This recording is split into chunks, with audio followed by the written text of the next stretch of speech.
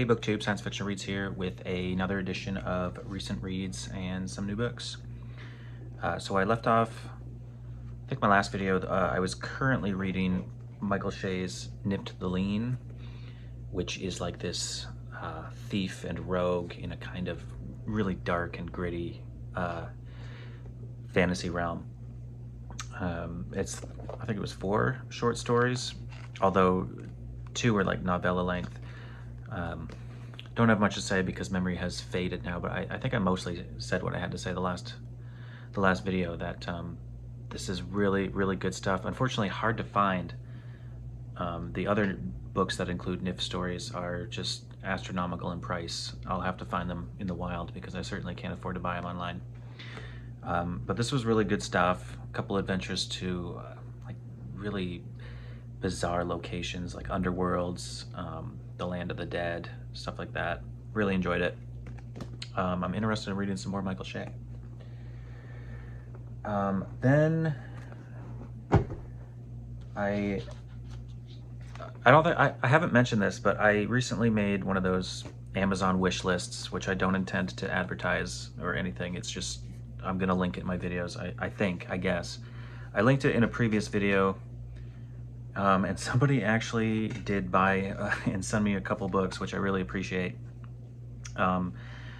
These are, who published these? I can't remember now. I think it's Positron. Yeah, Positronic Publishing, whoever they are.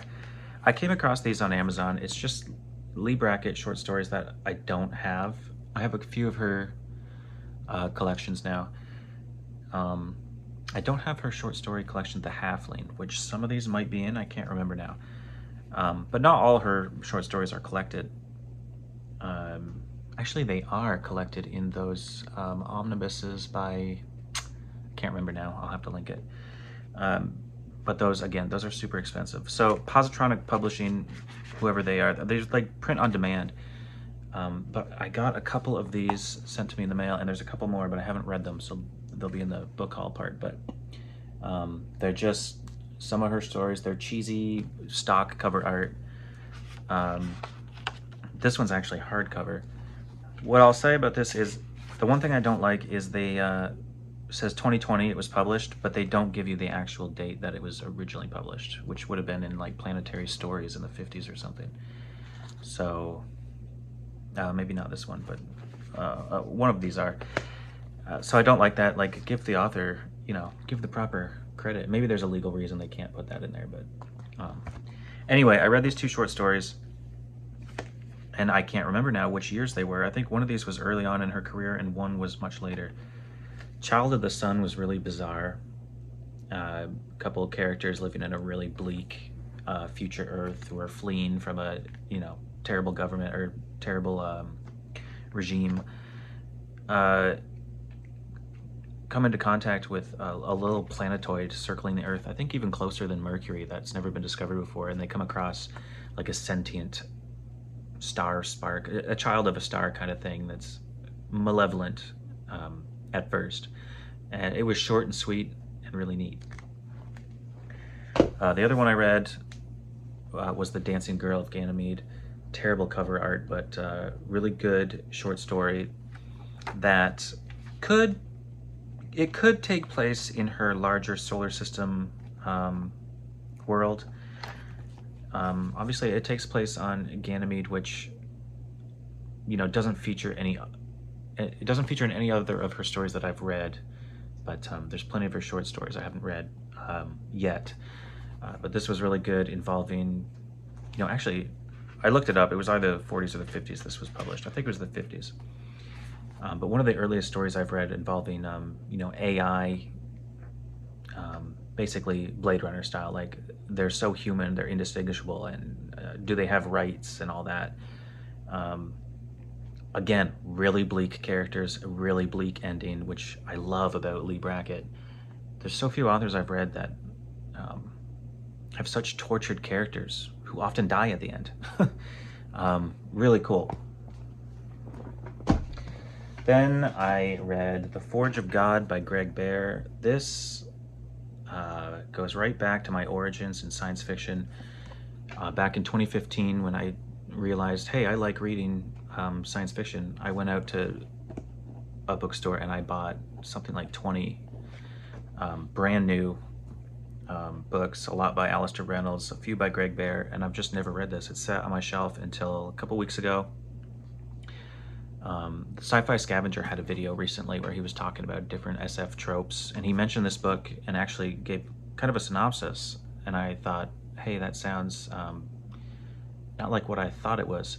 So it's an end of the world story, a first contact of sorts, but it's kind of, think Alistair Reynolds, Fred Saberhagen, kind of machine intelligence that's just von Neumann machines that are just destroying planets all across the galaxy. It can't be stopped. Who knows who sent them, or if, you know, the race that actually sent them even still exists, kind of thing. And humanity realizes, wow, we are actually so overwhelmed, like we can't even put up a fight. It's the end of days, kind of thing. But there's a mysterious secondary alien race, and it's very, very mysterious. They show up at the same time. That's kind of sketchy, hard to believe. They claim to be representing kind of a coalition of different races, but they only send, well, I'm trying to think now because I read the sequel too. I don't think they actually make any physical appearance in this book. They only talk to people directly into people's minds after they've kind of been infected. So these are benevolent aliens, but the second group, but they have to kind of infect a couple humans so that they can get into their heads and be like, hey, here's what we're going to do. We are going to orchestrate kind of a rescue party thing, but we're only going to save a couple thousand humans. And after that, we'll give you more detail about what is going on. But yeah, it is the end of days. It kind of read like a Robert Holdstock book where, yeah, there's some hard science fiction going on in the background, but at the forefront is characters, their experiences, their lives, what's happening to them. There's probably 5 to 7 main characters in this, and by the end, most of them have, well, not most, but some have perished. Not everybody lives. It was good. I gave it a 4 out of 5. It was good, hard SF, a very interesting scenario for the world to end in a very hard SF style, which I did appreciate. It was my favorite part, really, was the way Bear came up with a neat, well, using physics to his advantage to show a different way for the world to end that I haven't seen before. So I was so eager to read the sequel. I didn't want to wait for a proper little mass market paperback, which is the size I prefer to come in the mail. So I bought a brand new copy because it was going to come quicker with Amazon Prime. I absolutely hate these trade paperbacks. I'm not keeping either of these. I'm going to replace them eventually.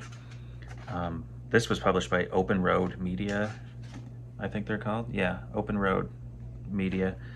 And I will say again, another thing I don't like about these books, this cover art doesn't depict anything that actually occurs in the story.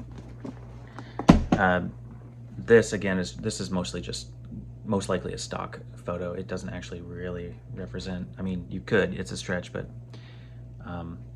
Anvil of Stars is the sequel to Forge of God, and it would have been a 5 out of 5, one of my top 10 favorite SF novels, if not for the first third of the book. I almost DNF'd this because this was published in 1990, I think.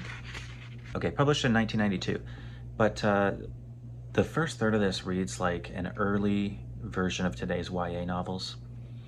And it was driving me crazy. I'm glad I stuck with it because I really enjoyed, you know, the second half of the book.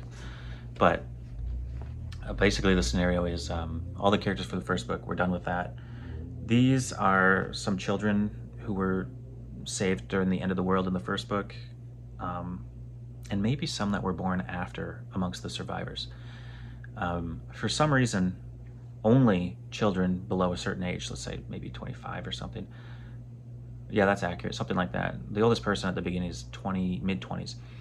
For some reason, the benefactors, the mysterious aliens who never show their presence, but they saved, you know, a few thousand humans and put them over somewhere else. I don't want to get too spoilerly, although you could read this as a standalone. you benefit from the first one, but you don't have to read both. They have a certain law, a galactic law. Anyone who joins them or who they save, they kind of set up representatives of the race they've saved with a ship, and they send them out into the galaxy to try and find the creators of these von Neumann machines that destroyed the planet. And it's a really horrible act of destruction too, because the mysterious robots that destroy planets, they don't actually harvest, anything from the solar systems they destroy. They just make more of themselves, and then they go on to the next inhabited system and destroy that. So it really is, pure evil. And the benefactors are supposedly an alien race who's totally against that. But every time they save a race, they equip them with a spacecraft and an AI, and they send them out into the galaxy to try and find the originators of these robots. And I'm pretty sure it's intentional, but throughout most of the book, I was wondering, are the benefactors actually the builders of the von Neumann machines? Is this all just a psychological mind trip? I don't know why, but are they screwing with all these races? They keep most information to themselves, like from the human crew. They only tell the humans what they need to know. And I get it. It's because, if this ship is captured or something, they don't want any information leading back to them because they don't want to be destroyed by these von Neumann machines. I'm pretty sure it was part of you were supposed to feel distrustworthy of them. Certainly the crew are. But right up until near the end, I was not really sure the benefactors' intentions. Anyway, they do find a system that could be the originator of all these von Neumann machines that have been destroying sentient life and occupied planets for millennia. And they have to decide, do we enact the law, the benefactor's law? Do we have enough proof? Should we destroy this entire planetary system? And it's really a whole psychological struggle between the characters, really, like, is this right what we're doing? Are we any better than those who destroyed us, kind of thing? Again, some super hard physics. I really love Greg Bear's physics. It, again, for most of the book was in the background, but near the end, it really gets hard SF-ish, and I really enjoyed it. There is some physics in here I've never come across and really enjoyed. The whole scenario that's set up on the end, and I don't like to talk too much about spoilers, so I'm really being vague here. I should do videos where I just talk about the whole thing in detail, because it would be fun to talk about. I just really liked the whole scenario at the end, and the situation the characters were in, and the doubt, and just the morals and the ethics. It was really good. There are some scenes I'm not going to forget for a long time. I'm just annoyed that it had YA-ish vibes, and like you could have cut 100 pages from this. It was 25 pages short of 500. You could have cut 100 pages of just ship politics that I did not care for, and it would still be great. But this was really good. I'm going to get rid of these larger trade paperbacks and find some nice old mass market paperbacks. But yeah, those were cool. And that's where I'm at. That's what I've read so far. I was thinking of maybe next reading, just staying on the whole Greg Bear binge and reading Aeon and Eternity. I also have Legacy. I'm still not used to my new bookshelves somewhere, which is part of this series, I believe. I'm just really loving Greg Bear.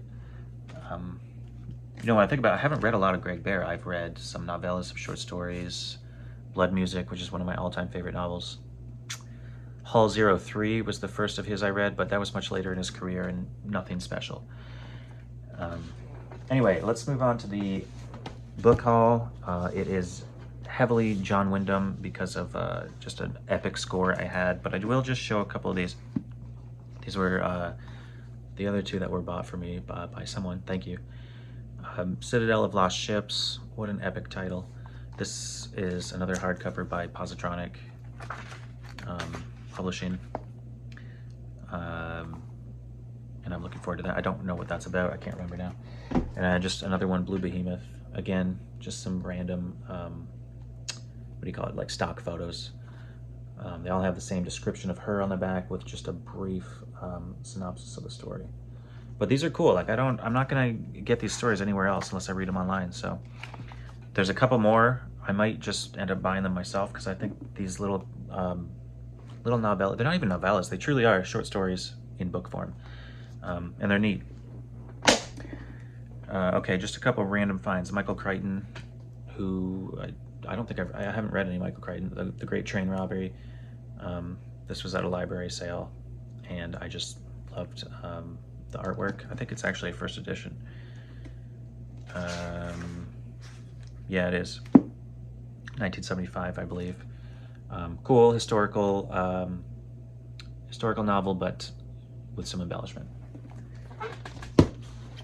Also there, I got this Jack Chalker, book 3 in the Watchers of the Well series. I have 1 or 2 of those.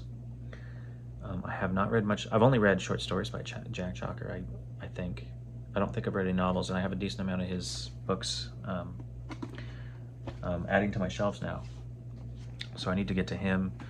Larry Niven, Destiny's Road, a book I had once and got rid of for some reason. Now I have it again. It'll go to the, where are they? Yeah, up there somewhere. I guess I'll save the Wyndham for last. Everything I'm going to show you now, though, including the John Wyndham, I got for $1 in an online auction. It was one hell of a score. Some of the John Wyndhams, looking them up online, would sell for a decent chunk of cash too. So I'm really happy with that score. Not that I intend to sell any of them, I don't think. So I got Philip K. Dick, The Man in High Castle. Pretty much, yeah, an uncracked spine. A real beat up copy of Arthur C. Clarke's The View from Sarah Dip. I don't know if I'll keep that because it's not even fiction. A decent copy of Dune. Still haven't read it, but I've had for years a big trade paperback copy, which I will now get rid of. Fred Hoyle's The Black Clouds. That's been on my radar for a while. I finally found a copy recently and looking forward to reading it. I'll have to decide which copy to keep. This is an old Penguin edition. Another one, the Westminster Disaster. I'm not sure I'll keep this because it's got a bunch of loose pages and it's just in rough shape. And one more, Fred Hoyle and John Eliot, A for Andromeda. This one published by Corgi with just a really bizarre texture. Like, it doesn't even feel like paper or cardboard. It's strange. That's one I've wanted to read for a long time too. And I have a larger copy of this, which I'll replace now. The Never Ending Story, which I've never read, but I am a kid of the 90s, so that is a near and dear story to my heart, even though I've only seen the movie. Everything left is John Wyndham, and again, these were all part of this batch I got for $1 in an online auction. Now, half the time when I do these videos, I do my research so I know what each book is about, or I at least read the synopsis. I've literally just got home with these. Haven't looked them up or anything, not really. I just wanted to get this done so I could turn the AC back on after this video is over because it is hot as hell in here. So we've got The Seas of Time. This is an old Penguin copy. How old is it? Well, the story's from 56, and I think this copy is from 74. Actually, is this a short story collection? I don't know. A couple of these are, like this one. Consider Her Ways and Others. Actually, I really like this minimalist cover art. So this has, what does this have in it? Includes Consider Her Ways, Odd, Oh, Where Now is Peggy McGafferty, Stitch in Time, Random Quest, and A Long Spoon. I don't think I've even read a John Wyndham short story, so. Another Penguin, The Midwich Cuckoos, obviously one I've heard of and am interested in.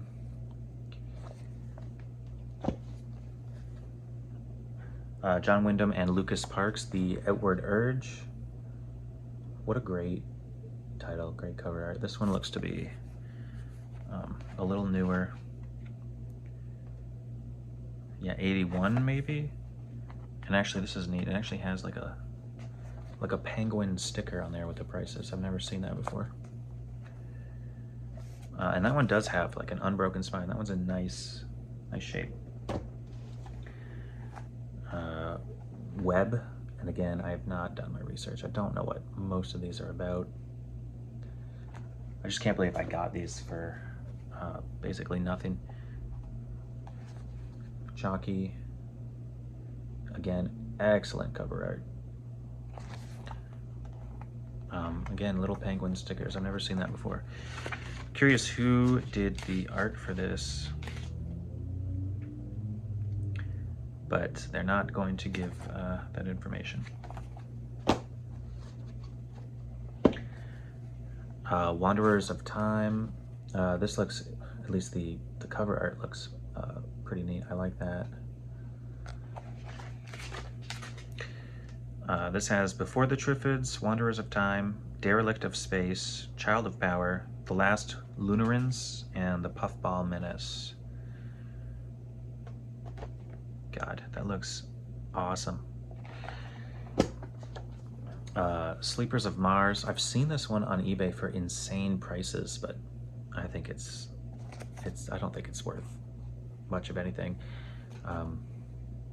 Sometimes random books just get marked up for crazy prices, but I mean, you can also find this for like, you know, $10 if you look around. Now, is this short stories as well? Looks like it. Here's a neat little collection. This is John Wyndham, Murray Leinster, and Jack Williamson. The name escapes me, but I'm sure a lot of us know who did this cover art. I just can't think of his name at the moment. I already looked inside and couldn't find the info. This has The Mole Pirate by Murray Leinster, about a young scientist and his invention. Some sort of machine that can tunnel through solid matter.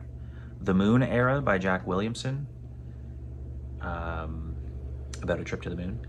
And John Wyndham's Exiles on Asperus, an interplanetary trip where man's adaptability to his environment works against him instead of for him. That sounds awesome. These are all Hodder and Stoughton, or is it Sidgwick and Jackson, I guess. I'm excited about that one. I love Murray Leinster short stories.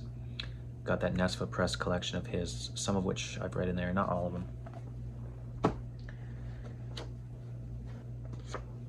These next two, ones I already have, but these might be in better condition or nicer editions than, or nicer copies than what I have. The Secret People, which, yeah, I have this under his pseudonym. Yeah, John Bainan Harris, I think, is what it was first published under. So maybe I'll get rid of that, because this says John Wyndham writing as John Bainan, and I'll keep the actual John Wyndham, or maybe the other way around, I don't know. Rebirth, I do have this, which is I